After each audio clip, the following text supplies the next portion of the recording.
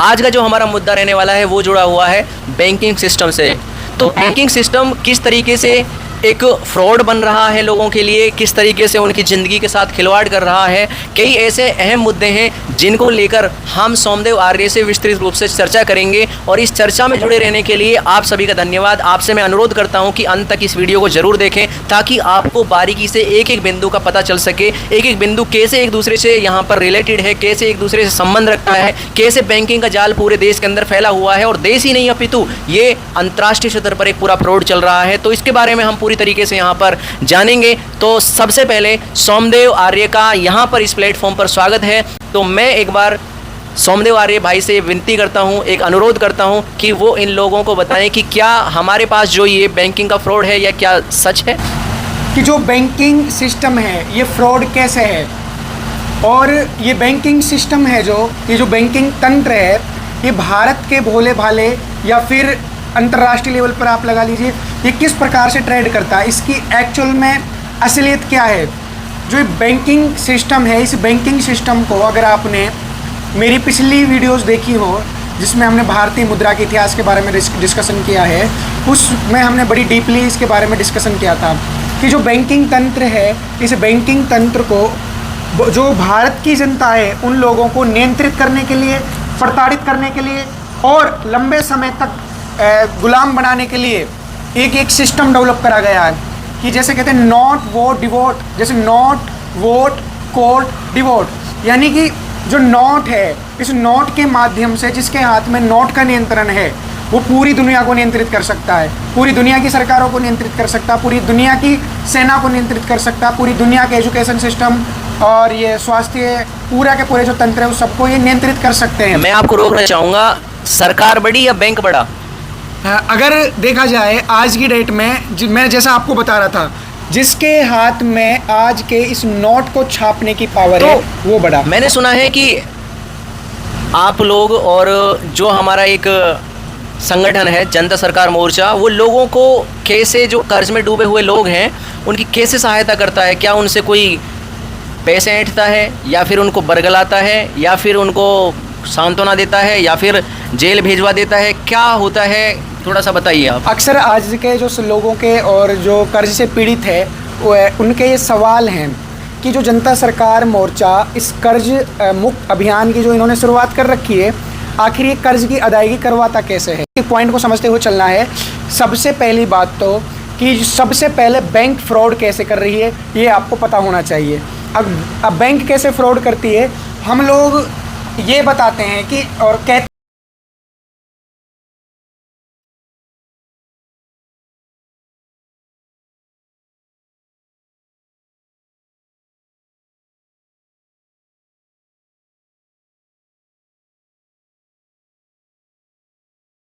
वो इसलिए कि जो भारत के अंदर जो चलन में करेंसी है, वो जो चलन में करेंसी है सुरेंद्र भाई, भारत के अंदर कुल जो सरकार ने डिस्ट्रीब्यूट कर रखी है, आरबीआई ने छाप के डिस्ट्रीब्यूट कर रखी है, वो 34 लाख करोड़ की है। 34 लाख करोड़।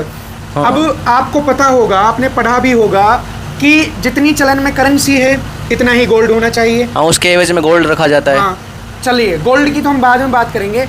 अब हम देखते हैं कि जितनी चलन में करेंसी है इतना ही देश के लोगों के ऊपर कर्ज होना चाहिए। बिल्कुल।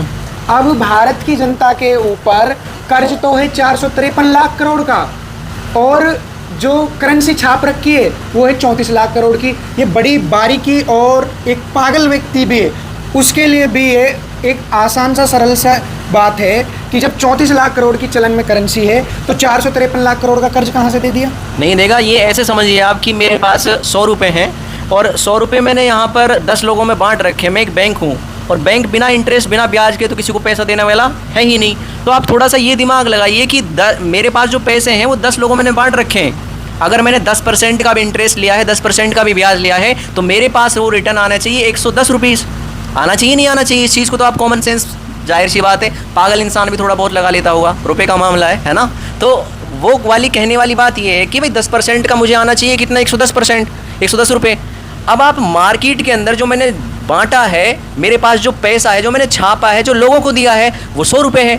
तो यहाँ पर 110 कैसे आ जाएंगे? जब छापे ही नहीं सोमदेव जी, तो वो कैसे आ जाएंगे भाई? हाँ, दूसरी बात, अब दूसरा बिंदु आप ये समझिए ये उन साथियों के लिए है जो साथी ये कहते हैं ना कि जनता सरकार मोर्चा कैसी बात कर रहा है। ये जनता सरकार मोर्चा बात नहीं कर रहा, ये सरकार के दस्तावेज बात कर रहे हैं, ये सरकार का कानून बात कर रहा है। सरकार का कानून क्या कहता है, सरकार क्या कहती है, उनके ही दस्तावेजों से हम ये बात बता रहे हैं आपको। ये छोटा सा लॉजिक वाली बात है। अब 34 लाख करोड़ की करेंसी चलन में है और भारत के अंदर जो कुल गोल्ड है वो 4.8 लाख करोड़ का गोल्ड है। अब मान लीजिए सोमदेव जी, मैं एक बार रोकना चाहूँगा आपको। ये जो डाटा है ये कहाँ से आपने लिया? अभी जो मैं आपको बता रहा हूँ इसका लिंक भी हाँ मैं आपको बता दूंगा। जैसे मैं आपको बता रहा था कि जो 34 लाख करोड़ की करेंसी और 35 लाख करोड़ की चलन में करेंसी है, आप आरबीआई की एनुअल रिपोर्ट देखोगे उसमें ये मेंशन है। आरबीआई की जो अभी 23-24 की अभी उसकी एनुअल रिपोर्ट छपी है, डिस्क्रिप्शन में भी आपको लिंक दे देंगे, वहाँ आप चेक कर सकते हो। और जो कर्ज इतना है उस कर्ज की जो बजट है उसका भी डिस्क्रिप्शन में मैं आपको लिंक दे दूंगा, वहाँ भी आप चेक कर सकते हो। ऑलरेडी इसका लिंक हम डिस्क्रिप्शन में डाल देंगे और आप स्क्रीन पे भी आपको ये दिखा दी जाएगी, आप देख भी रहे होंगे। तो अब बात मैं यहाँ ये कर रहा था कि चलन में 5 लाख करोड़ 34 लाख करोड़ की करेंसी, इतना ही गोल्ड होना चाहिए, लेकिन भारत सरकार के पास तो मान लीजिए 5 लाख करोड़ का गोल्ड है, तो फिर इन्होंने इतनी करेंसी छाप कैसे दी? पहला सवाल कौन सा था कि कर्ज इतना कैसे बांट दिया? दूसरा सवाल, जब इतना गोल्ड है ना तो करेंसी कैसे छाप दी? अब तीसरी चीज़ यहाँ देखिए कि हम जो ये कहते हैं कि बैंक ने जो कर्ज बांट रखा है ये नकली नोट है। आप नकली नोट कैसे है, मैं बाकी वैसे तो हमने पिछले वीडियोज़ में डिस्कशन कर दिया है, लेकिन मैं आपको शॉर्ट में ये बता देता हूँ कि नकली नोट कैसे है। आपको जो स्क्रीन पर जो आप नोट देख रहे हो ये नोट तो है आज का नोट, और इससे पहले का जो 1968 से पहले का एक नोट था जिसके ऊपर लिखा होता था I promise to pay the bearer on demand the sum of this rupees at any office of issue. आप देख भी रहे होंगे इस नोट को। इस नोट पे जो ये वचन खंड लिखा हुआ है, इस वचन खंड को इन्होंने 1968 के बाद में बदल दिया। अब कानून क्या कहता है सरकार का कि यदि कोई व्यक्ति इस वचन खंड में या किसी के एफिडेविट को चेंज करता है तो उसको आजीवन कारावास की सजा है, 10 साल से लेके आजीवन कारावास प्लस जुर्माने से दंडित किया जाएगा। तो फिर इन्होंने अपना ही बनाया हुआ कानून कैसे उसका उल्लंघन कर दिया इन्होंने? 3 चीज़। चौथी चीज़, अब जो भारत में ये जो नोट चलन में है, जो भारत का करेंसी है, उस करेंसी को डिवैल्यूएट कर दिया। अंग्रेजों ने जब भारत के अंदर आए उससे पहले जो रुपया चलन में था वो शेरशाह सूरी का रुपया चलन में था, और शेरशाह सूरी का जो रुपया था उस शेरशाह सूरी के रुपया का वजन था 11.664 ग्राम। अब भारत के अंदर जब अंग्रेज आए, अंग्रेजों की ईस्ट इंडिया कंपनी आई, ईस्ट इंडिया कंपनी ने वो शेरशाह सूरी का सिद्धांत ज्यों का त्यों अपना लिया। अब जो सिद्धांत क्या होता है, सिद्धांत पूरी दुनिया में यूनिवर्सल होता है, उसको ना तो बदला जा सकता ना घटाया जा सकता। अब शेरशाह सूरी ने एक मानक बना दिया कि भाई 1 रुपये के बराबर इतनी चांदी होगी। कितनी चांदी? 11.664 ग्राम। जैसे कि मैं कह दूं, आप समझ रहे होंगे आप टेक्निकल, कि मैंने कह दिया कि 1000 ग्राम के बराबर 1 किलोग्राम होगा, 12 इंच के बराबर 1 फीट होगा। अब वो चाहे लकड़ी का हो, चाहे लोहे का हो, चाहे किसी का भी हो, अगर उसका वजन 1000 ग्राम है तो 1 किलो ही तोलेगा। बिल्कुल सेम इसी प्रकार से शेरशाह सूरी ने जो स्टैंडर्ड बनाया, वो स्टैंडर्ड ये बना दिया कि 11.664 ग्राम चांदी है जो, उसको हम 1 रुपया बोलेंगे। अब उस चांदी को चाहे सिक्के की फॉर्म में रखो, चाहे उस चांदी को आप तोड़ मरोड़ के कैसे भी रखो, लेकिन उसका वजन इतना होना चाहिए। और उसी के पैरेलल में 10 रुपये के बराबर एक मोहर बनाई, उसका भी वजन 11.664 ग्राम था। जैसे ही अंग्रेज भारत में आए, अंग्रेजों ने क्या किया, उसको डिवैल्यूएट कर दिया, उसके अंदर मिलावट कर दी। अब आप मुझे ये बताइए, उस सिक्के के अंदर उन्होंने लगभग जो मिलावट करी, अब जो 11.664 ग्राम का सिक्का था, अब वो 10 कुछ ग्राम का सिक्का रह गया। और अब जितनी उसमें मिलावट हुई, मैं आपको कहता हूँ कि ये 1000 ग्राम का बाट है। इस 1000 ग्राम के बाट को मैं डिवैल्यूएट करके 500 ग्राम का कर देता हूँ और इस पे लिख देता हूँ मैं 1 किलोग्राम। वजन कितना है इसका? 500 ग्राम, और मैं 1 किलोग्राम करके चीज़ को तोल रहा हूँ। तो क्या हुआ मेरे साथ?